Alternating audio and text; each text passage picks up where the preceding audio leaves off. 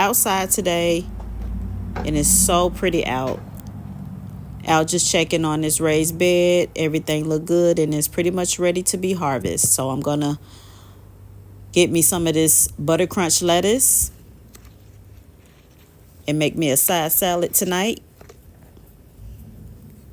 Oh, it's so pretty and crunchy and green.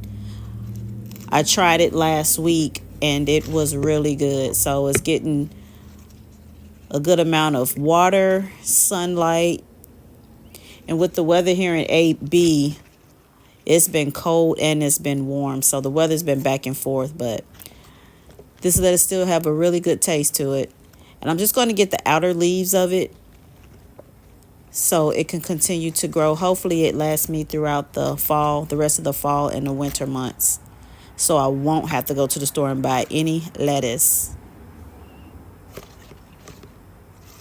Looks really, really good.